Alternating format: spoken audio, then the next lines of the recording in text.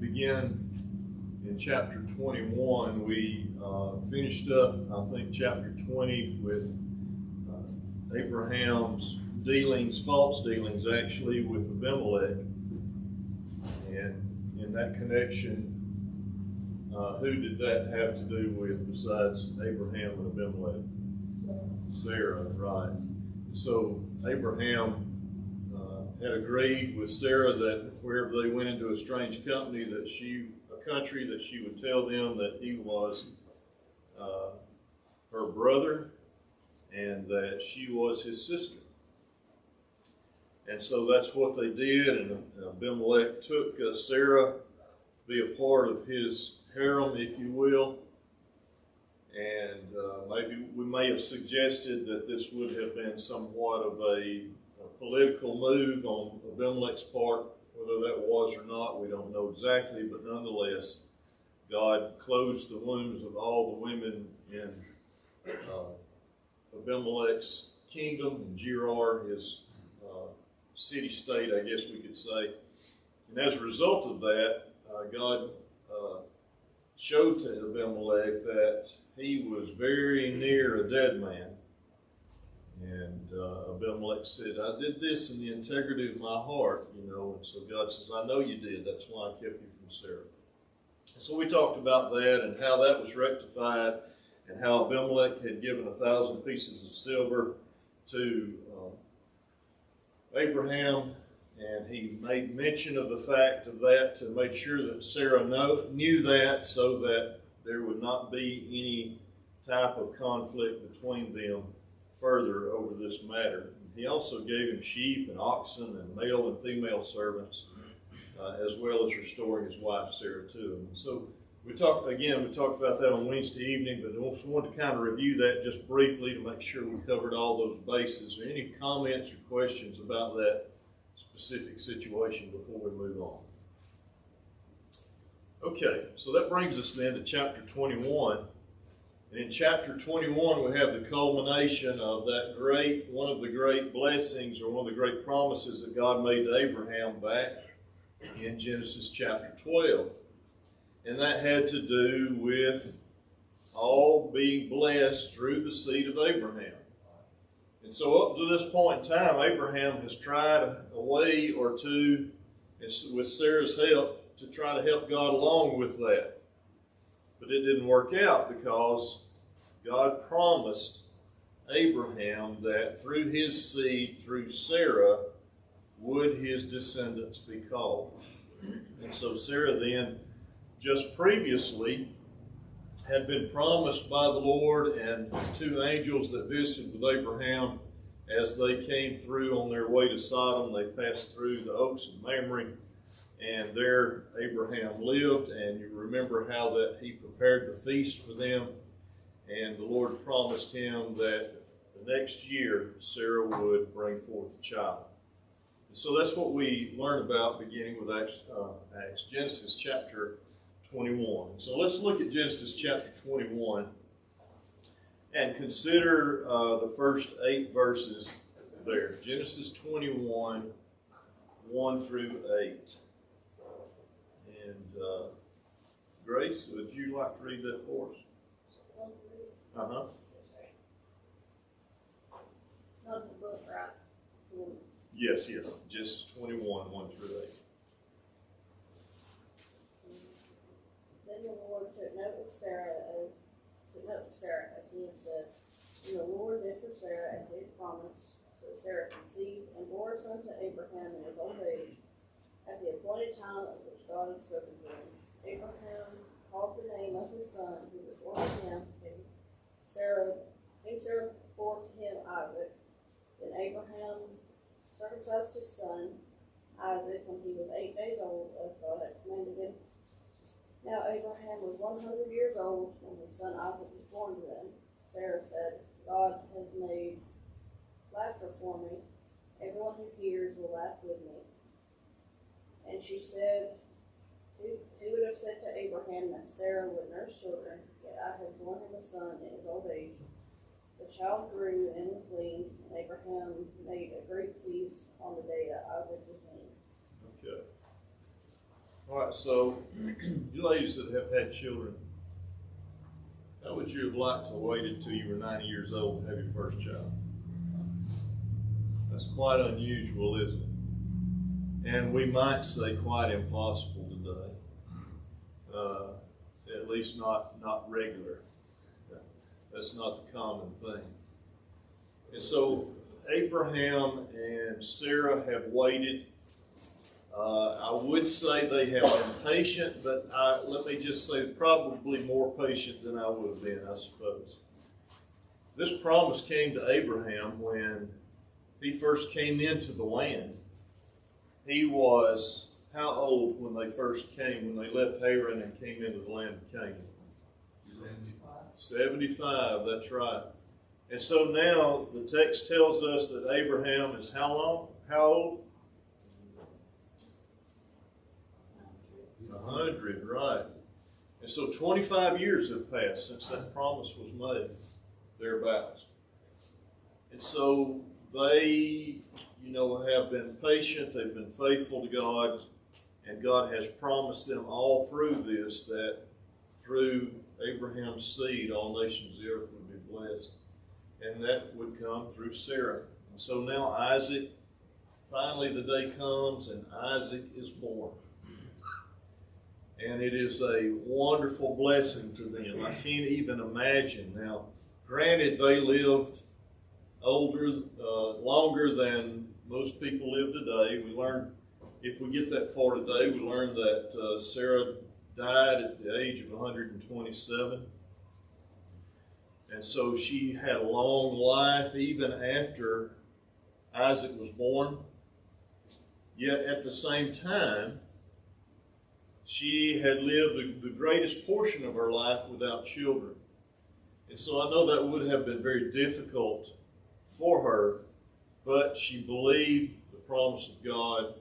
He fulfilled it, and now Isaac is born, and Sarah has time to rejoice and is called to rejoice, and she calls upon those that are her constituents, her friends, to rejoice with her, said that they will laugh with me.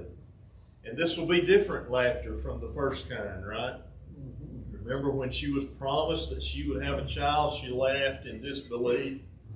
But now she is laughing with joy, and it's such a very blessed situation. And the Bible doesn't go into great detail about that, but it does tell us enough for us to understand that it was a very joyful time for her and for Abraham as well. And so I can't even imagine. It seems, in some ways, it seems like yesterday when my two children were born. But in other ways, it seems like forever because they're in their 30s now. And I just wonder what it would have been like, during that time when Abraham and Sarah had the son.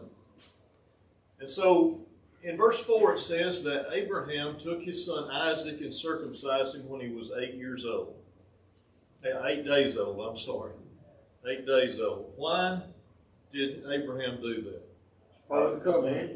Okay. Back in Genesis chapter 17, God commanded Abraham to circumcise all the males in his household, whether they were born in his household or whether they were bought from someone and came into his household that way.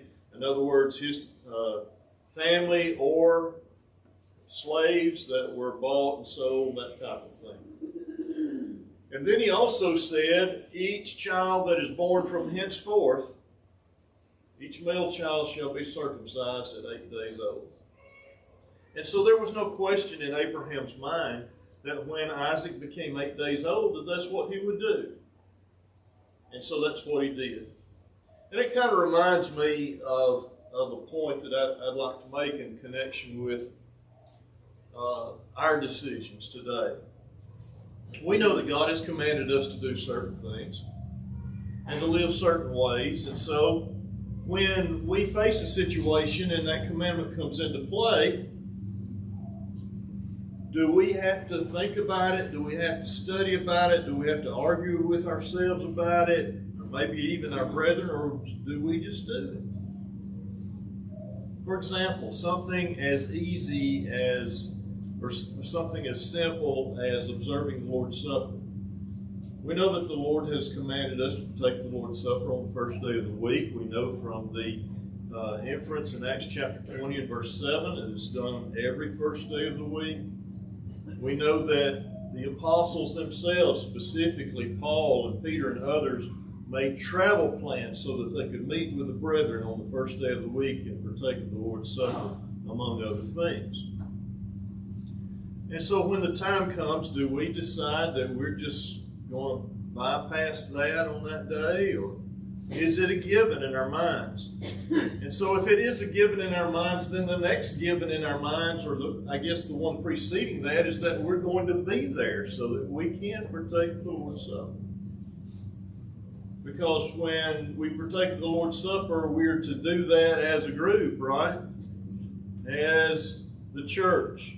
So when we come together, when we assemble, then it is a given that we're going to do that, not just because that's our tradition, but because that's what the Lord said. And so when Abraham decided to follow the Lord, it was a given to him that he would circumcise Isaac and all of his other male children on the 8th day. Wasn't any question about it. He didn't have to argue with himself about it. He didn't have to consult anyone, because he knew that's what God required of him. And so it is with us today as well. And so in verse 5, now Abraham was 100 years old when his son Isaac was born to him. And Sarah has said, God made laughter for me. Everyone who hears will laugh with me. And she said, who would have said that to Abraham that Sarah would nurse children, yet I have borne him a son in his old age. And so the child grew and was weaned, and Abraham made a great feast for him. Now, we've talked about the wealth of Abraham. We've talked about what all he has acquired throughout his lifetime in the land of Canaan, how God promised him that he would bless him. And God blesses him in abundance, and he continues to bless him in abundance. And it seems like the blessings that God brings upon Abraham just pile up 10 and 12 and maybe even 100-fold. Because as we read through the next 2 or 3 chapters, we see how that he is greatly blessed again. And this is not the first time that the Lord has said that. And so the point I want us to recognize is, can you imagine what that celebration was like in Abraham's household? I believe that everybody probably had a wonderful time at that celebration when Isaac was weaned. And everyone knew about it. And more than likely, Abraham invited everyone he knew. And he had the opportunity to celebrate this great day, not just because he's the father of a son, and not just because the son is weaned, but because God has blessed him.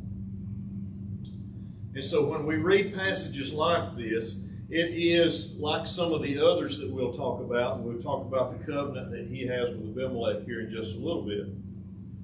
These are instances where it's not just a physical good time. Obviously it is, but more importantly, the underlying thought here is that Abraham, as a faithful man to God, patriarch before God, is worshiping him and giving him honor, as well as honoring his son who has been weaned. So this is an important event. I'm not going to say it's a religious event necessarily, except from the fact that God is giving glory to God. Abraham is giving glory to God for the blessings that he has received. And so, with that understanding, in comes Ishmael. And what does Ishmael do? He begins to make fun of Isaac. Yes, he begins to make fun of Isaac. He mocks him, the New American Standard Translation tells us. And so he is showing some jealousy, I think. He's pouting a little bit maybe because he didn't get that kind of treatment, at least that we know of. Yet he lived there in that great place with Abram and never was hungry, never had to go without food or anything of that nature except for the time when his mother ran off with him because of Sarah's mistreatment. Yet he decides that he's going to kick up about this situation. And Sarah sees him. And so what does Sarah turn to Abraham and tell him? Cast out the fond woman. Cast him out, cast her out, cast him out, because he's not going to be what? An heir with my son.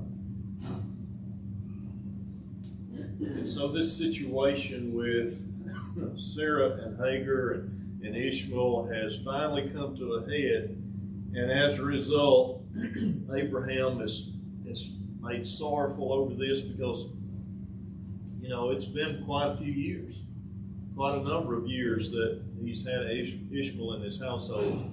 Obviously, he's grown fond of him. It's his son. He loves him, and he's concerned about his welfare. But God says, Abraham, don't worry. Don't worry. He'll be taken care of. He'll become a great nation too. So let him go. Heed what Sarah has to say. Let's look on page 71 in our study guide under the chronology note there and answer these questions to kind of give an idea of what we're talking about here. We've already discussed a couple of these. How old was Abraham when Isaac was born? 100. How old was Sarah when Isaac was born? 90. Okay. So how long had they been in the land of Canaan up to this point in time? 25 years. How many? 45. 25 years. Okay. All right. So how old would Ishmael have been at this time? Says 15 to 16. Okay. All right. How old was Abraham when he was born? Do you remember? 86. 86. Chapter 16 and verse 16, I believe, tells us that. Let's look and see what it says there.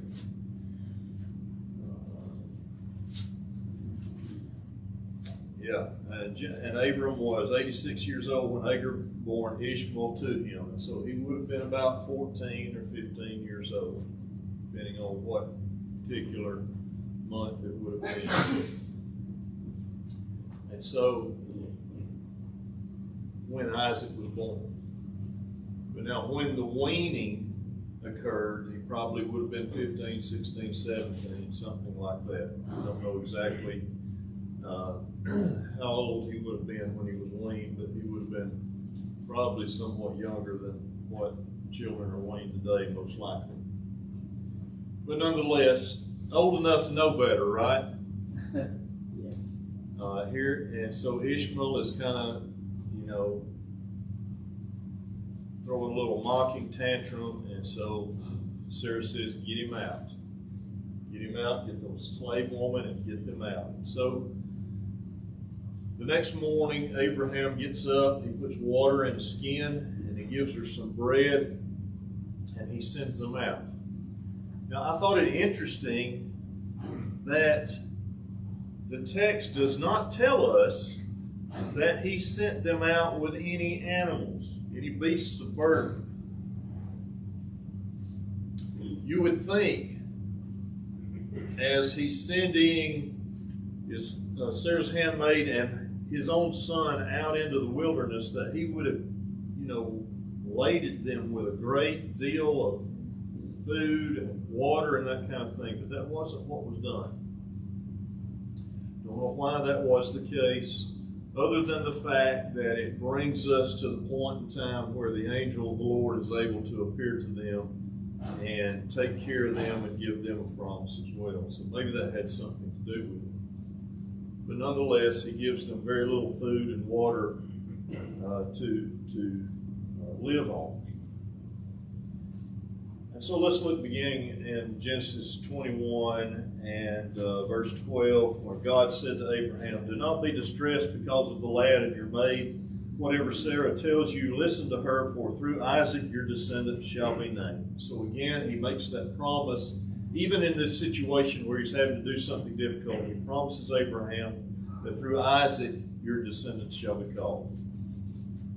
"And the son of the maid I will make a nation also, because he is your descendant." Now, had Ishmael understood the blessings that he had already received living in his father's house and being blessed by him, maybe he would not have been such an irreverent son in regard to the way he acted toward Isaac. But as we all are in our teenage years, we are kind of dumb and maybe even a little spoiled, and we don't think of those things. And so then, in verse 14, he goes on to say, "So Abraham rose early in the morning and took bread and a skin of water and gave them to Hagar, putting them on her shoulder, and gave her the boy and sent her away. And she departed and wandered about in the wilderness of Beersheba." Now, we talked about cities that start with beer. What does that mean? What's that refer to? Wells, water, that's right.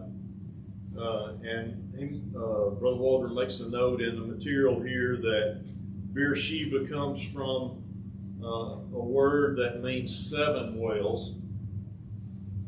It was later changed. Let's see, where was I? I think we're on page 72, the second column at the top.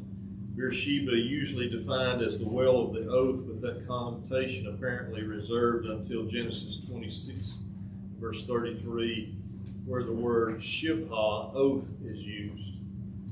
It was the word Beersheba 7 from the 7, I'm sorry, not 7 wells, but from the 7 ewe lambs which were presented to Abimelech. His acceptance of which served as testimony that the well indeed had belonged to Abraham. And so that gets on into chapter 21 a little bit further, and we'll talk about that more. But you're correct in saying it means well.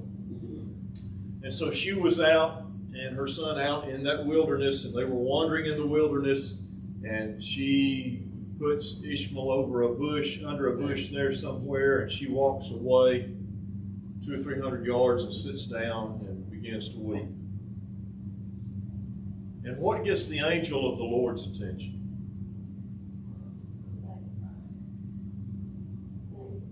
Okay. The lad cried. And so the angel of the Lord hears the lad crying, the son crying, but he speaks to Hagar and says, "Hagar, what's wrong with you?" She said, "Well, we're out here in the wilderness to die, essentially."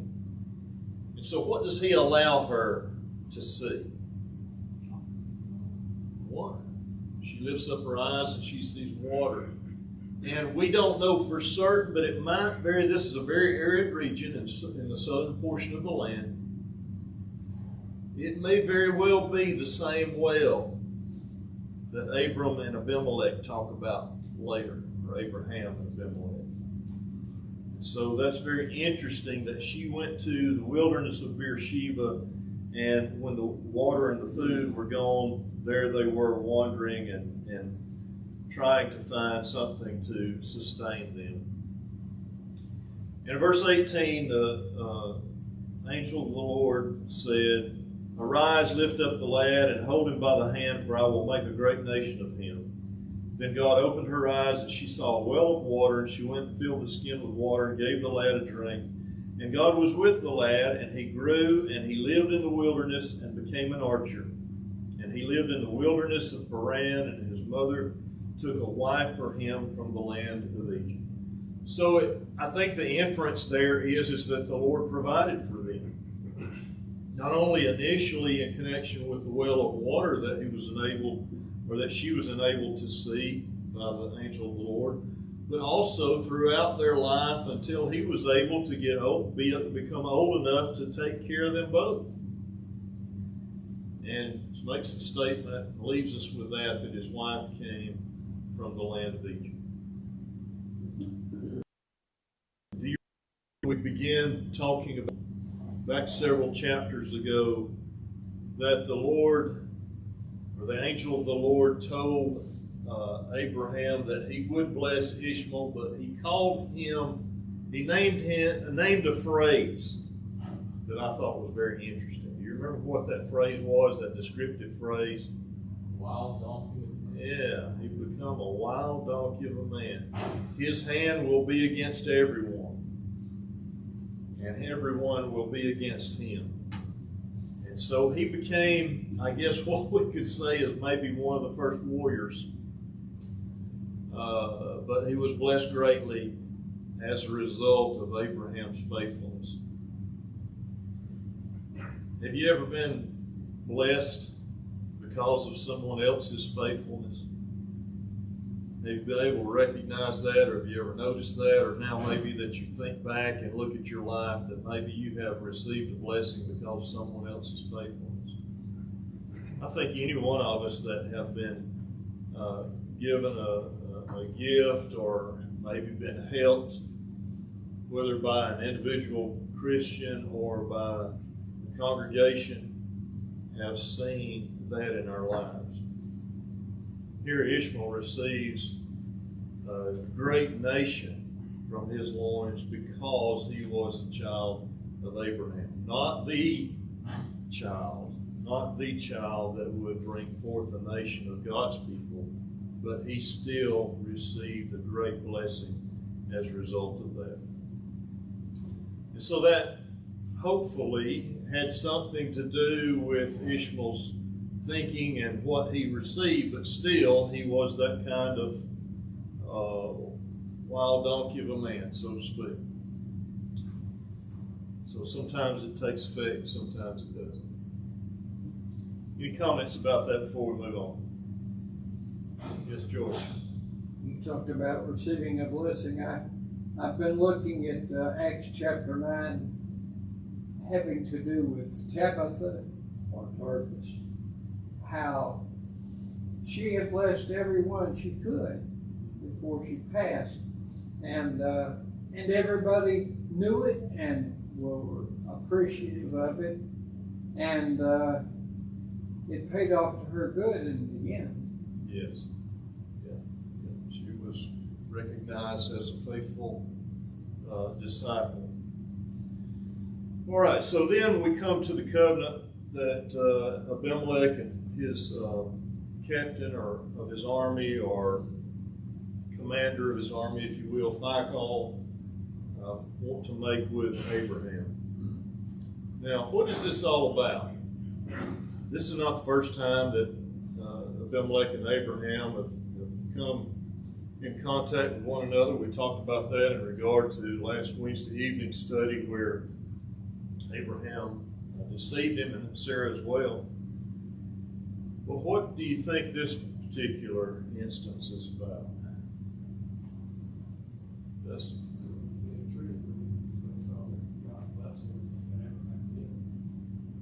Okay. It had become obvious to Abimelech that God had so blessed him. And perhaps if he made a covenant with him, that God would bless Abimelech as well through that covenant.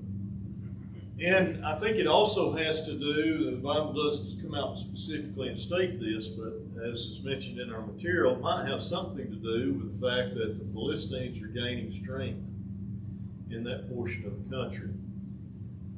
And there was a period of time when they were able to grow to some great number and have some military status, even become strong enough that they were able at times to keep Egypt beaten back, and Egypt's control over Canaan was lesser than it had been at other times. And so I think he also wants Abraham's help in that regard. He doesn't want to be, he has seen how God has blessed Abraham, and he does not want to be Abraham's enemy. That's become blatantly clear. Not only does he not want to be Abraham's enemy, but more importantly, he doesn't want to be Abraham's God's enemy. And so Abimelech has, I think, some wisdom that he's showing here in making this covenant with him. But there's an issue between them yet that has to be taken care of. And what was that issue? That's right. One of the wells, or the well maybe, in Beersheba had been taken by Abimelech's men, and Abraham's men had no longer had use of that, evidently. So Abraham brings that up to Abimelech, and Abimelech says, I have not heard anything about that until just now. And the inference is that I will certainly take care of it, because they went through and ratified the agreement. Now, it doesn't tell us specifically how they ratified that agreement, but we know from the way God ratified the covenant with Abraham in connection with the blessings that he had given him, and the commandment of circumcision and those things that were previous to that, that they brought in animals and they had animal sacrifice, and they, as we stated back then, the larger animals were cleaved in two, and their half part was on one side and another half part on the other side, and the men that were amenable to the agreement would walk between those animals. And then they would feast, have a feast as a result of that. And so that may very well have been what happened on this occasion. Later on, we're going to find a much more personal touch to a covenant or an agreement, especially between kinsmen, not necessarily with strangers, but especially between kinsmen, where we talk about putting one's hand under the other's thigh and making a covenant as a result of that signification. We'll talk a little bit more about that as we approach that. But in verse 23, Abimelech says, Now therefore swear to me here by God that you will not deal falsely with me or with my offspring or with my posterity, but according to the kindness that I have shown to you, you shall show to me and to the land in which you have sojourned. And Abraham said, I swear it. But Abraham complained to Abimelech because of the well of water which the servants of Abimelech had seized. And so they talk about that, and they take care of that situation. And so in verse 27, Abraham took sheep and oxen and gave them to Abimelech, and the two of them made a covenant. And so this would have been the time where they slaughtered the animals, cut them in two, and walked between them and then ate. Then Abraham set 7 ewe lambs of the flock by themselves. And Abimelech said to Abraham, What do these 7 ewe lambs mean, which you have set by themselves?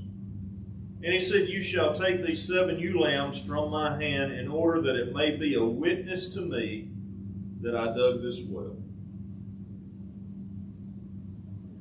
7 ewe lambs. Now, we could sit down probably and figure out all the ramifications in regard to the pastoral benefits that would come from 7 ewe lambs. But that's not really the point.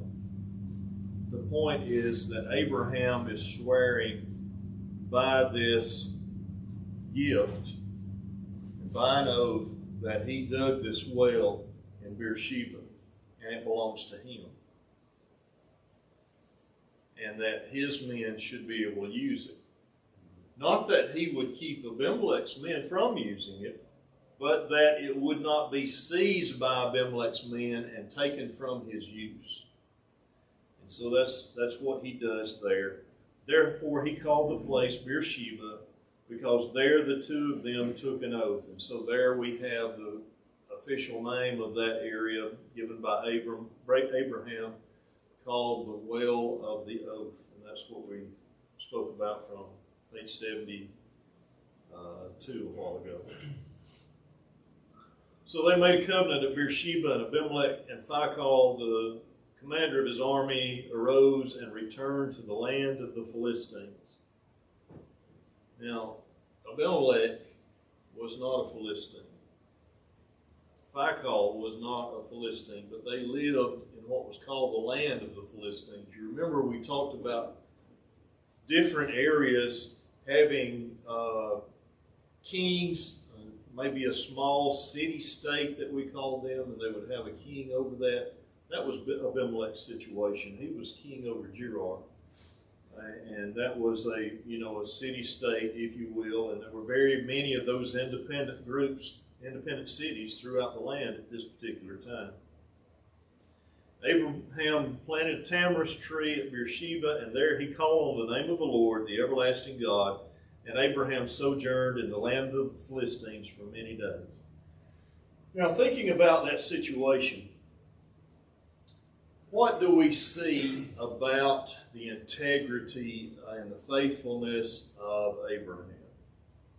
There are at least two things that I can think of. What do you see there that might indicate that? He wanted to live in peace. Okay. All right. He did want to live in peace. He said, we've got this issue. Let's work it out.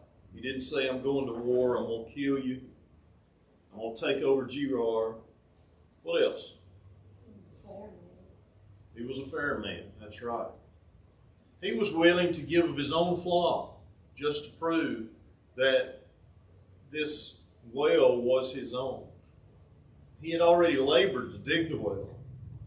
He had already laid claim to the well.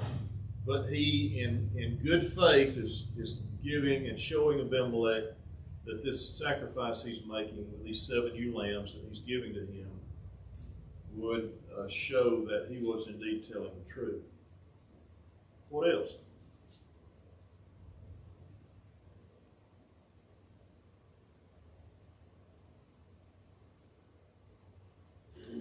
What about, oh, sorry, go ahead. His trusting in God and committing his life to him because of his trust and faith in God. Okay, yeah, that was the other thing I was thinking about. Verse 33. And Abraham planted a tamarisk tree at Beersheba, and there he called on the name of the Lord, the everlasting God.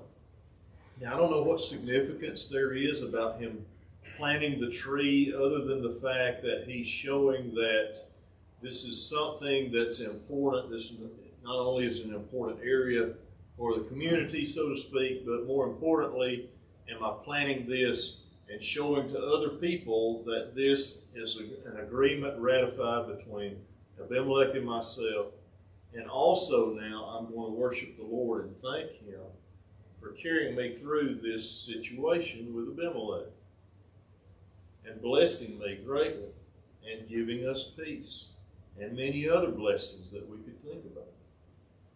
And so it's very important for us to see the faithfulness and integrity of Abraham up to this point in time, because that faithfulness and integrity is going to be greatly tested in the next chapter. George? Over in Exodus, it talks about when they go into the land, they pile stones when they cross the Jordan. I think it's in that area. But it's always a memorial to God, and people, the young would ask the older people, what do these stones mean? And they would always tell them what was behind that. We sing a song, it's got a verse in it, Here I Raise My Ebenezer. It's, they always make a symbolic sign that they can use to teach the younger the faithfulness of God. Right. Yeah, that's right. And those are important.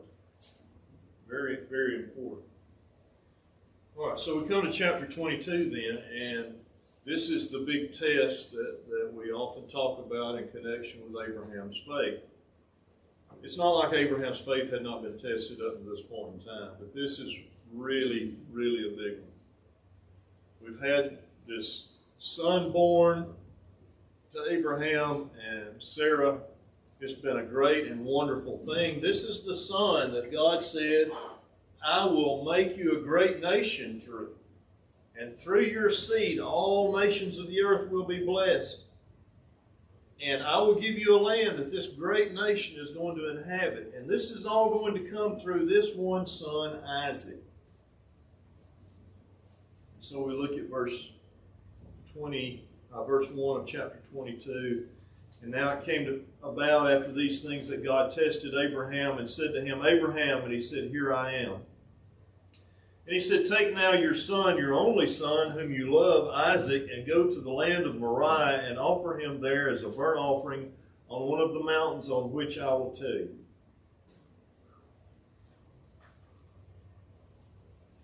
Nick, you've got a son. Can you imagine? That is it's a tough thing. It's got to be a tough thing. And we don't know what Isaac's age was at this time. We don't know if he was 10 or 12. We don't know if he was, 5 or 6. We do know that he was capable of carrying wood enough to sacrifice, and that would have been a pretty good bit. So he must have been, 12, 13, maybe even 16. I don't know. But, Father, here is the wood. Here is the fire. Where's the sacrifice? God will provide, my son. And at that point in time, Abraham really didn't know what he was saying about God providing. Because, boy, did he provide. Ram was caught in the bushes. Yeah. And so they go to Moriah, and this, the writer states here in our material, it's possible that it could have been Jerusalem. We don't know that it was the same, but there's Mount Moriah was on Jerusalem at that point in time, is what they called it. So we don't know if that's where he traveled or not, but it was 3 days' journey wherever they went. And so he left the servants that went with him behind, the donkeys behind, and they went up the mountain to offer the sacrifice. And so I've often wondered what that conversation was like. After he said the Lord would provide, they walked on together and they continued. And in verse 9 it says, Then they came to the place of which God had told him, and Abraham built the altar there. He arranged the wood. And then he binds up his son Isaac. What would that conversation have been like? Tyler, you've got a son coming. Can you imagine? I can. And all of you that have sons, I have a son as well. I cannot imagine. And so we get up to Abraham and Isaac get up there, and they've got everything ready, and here's a young strapping man, a young man that Abraham binds, and as he's binding him, don't you know there are more questions that are coming? God will provide, my son. So he lays his son up on that wood, draws back the knife. I wonder what Isaac's thinking. Maybe Abraham went through the conversation with Isaac that, Isaac, I know that God will raise you from the dead, but he's requiring this. I can't even imagine. And the angel calls out and says, Abraham, Abraham. And he said, Here I am. Do not stretch out your hand against the lad and do nothing to him, for now I know that you fear God, since you have not withheld your son, your only son, from me. And I can't imagine that the greatest sigh of relief would have come over Abraham and Isaac. For now I know that you fear God, since you have not withheld your son, your only son, from me. And then Abraham raised his eyes and looked, and behold, behind him a ram caught in a thicket by his horns. And Abraham went and took the ram and offered him up for a burnt offering in the place of his son. And Abraham called the name of that place, the Lord will provide. What a beautiful story of faith. What a beautiful story of provision. And the word Lord here is another one of those Hebrew words that we learn more about God's character. His provision for mankind. We've learned about the everlasting God. We've learned about the mighty God. Now we learn about the God that provides. We've learned about the God that sees, as Hagar said. And now we learn about the God that provides. And so when Abraham said back there, when he left the donkeys and the servants behind, and he and Isaac went up the mountain, and Isaac said, "Where is the sacrifice?" Abraham said, "The Lord will provide." That's some prophecy right there. That's some prophecy. And so Abraham called the name of the place, the Lord will provide, as it is said to this day, in the mount of the Lord it will be provided. Then the angel of the Lord called to Abraham a second time from heaven and said, "By myself I have sworn, declares the Lord." This is in verse 16. "By myself I have sworn, declares the Lord, because you have done this thing and have not withheld your son, your only son. Indeed, I will greatly bless you, and I will greatly multiply your seed as the stars of the heavens and as the sand which is on the seashore, and your seed shall possess the gates of their enemies." Now, when God says that I will greatly multiply your seed, that comes with a whole host of other blessings. To multiply a seed requires a multiplication of what else? Food, clothing, and shelter. All of those blessings that come along with that. All of those requirements that we have for our daily living. And even beyond those things. And so when God says, "I will greatly multiply your seed as the sands of the seashore and the stars of the heavens," He doesn't just mean, "I'm going to give you a lot of people." He means, "I'm going to bless you greatly." And as a result of that, a fulfilling of the promise that He made back there in Genesis 12, where He says, "I will make your name great as well. And in your seed all the nations of the earth shall be blessed, because you have obeyed my voice." Through the faithfulness of Abraham, we receive the blessings that come to us through Jesus. And so when I asked you earlier if you have ever been blessed by someone else, certainly if nothing else, you can say yes through faithful Abraham. So Abraham returned to his young men, and they arose and went together to Beersheba, and Abraham lived at Beersheba. Now, in speaking of this, in regard to him going back to Beersheba, we know that he left Hebron, or the Oaks of Mamre, and went into Mount Moriah, wherever that was, but he came back to Beersheba. I don't know if Sarah made that move, that transition, or if that's just where his flocks were at this particular time, because they had not been able to use those pastures previously because of the well situation with Abimelech. I don't know that, whether that's the case or not. It's probable that they had the whole family come down to Beersheba. But for some reason or another, he decided to dwell there. The same place, mind you, where Ishmael and his mother lived, nearby in the wilderness of Paran. And so it's very interesting as we notice those geographically. So to finish up chapter 22, let's look now at verse 20. Now it came about after these things that it was told Abraham, saying, Behold, Milcah also has borne children to your brother Nahor, Uz his firstborn, and Buz his brother, and Kemuel the father of Aram, and Chesed, and Hazo, and Pildash, and Jidlaph, and Bethuel. And Bethuel became the father of Rebekah.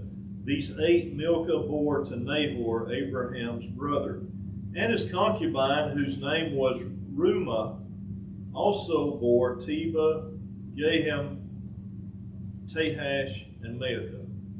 So those are 12 sons that are mentioned that are born to Nahor.